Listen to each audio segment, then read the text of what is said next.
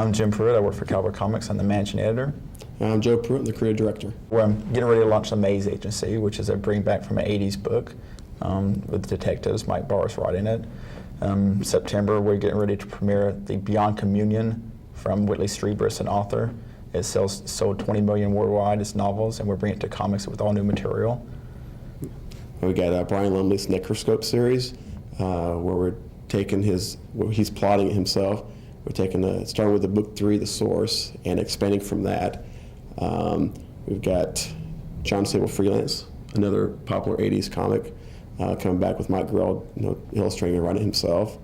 The Untouchables, which I write with a talented new artist named John Kissy.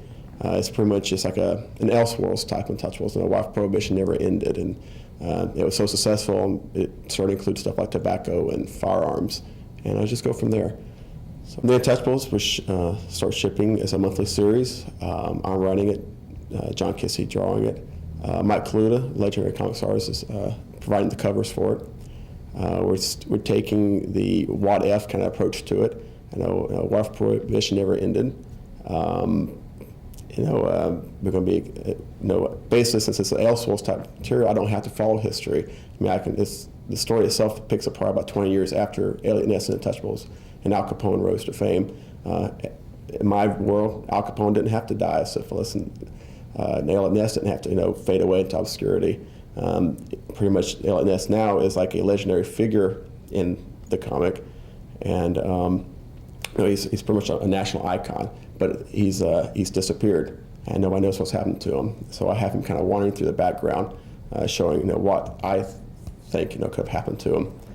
People like to gangsters, actually, the mobsters back in Prohibition and stuff. Actually, a lot of them, like Al Capone, even through it, he's very violent.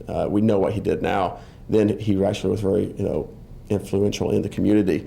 He would have soup kitchens and help people out. So it's pretty much it's like a family thing. So they're very loyal to them, because pretty much it's like hey, they're just killing each other, and they weren't bothering us. Unlike today's crime, where it's a lot more random. Well, the facts is going to be from like the late 1920s, and anything after that is stuff I just make up. Beyond Communion by Whitley Strieber. It's been a novel. It's been, I believe, 4 novels now. It's sold over 20 million copies worldwide. We'll bring it to the comic form to introduce it to a new audience. Whitley Strieber is overseeing the project. It's written by Martin Powell, illustrated by Shane White. What this is it's actually the book that started the whole alien abduction craze. It's gone on now. The aliens were the big onyx eyes and the big foreheads. This is a book that actually started. The image you think when you see aliens is Communion. It was a novel. It was a movie also with Christopher Walken. That wasn't as accurate to the original work. This is supposedly based on a true story.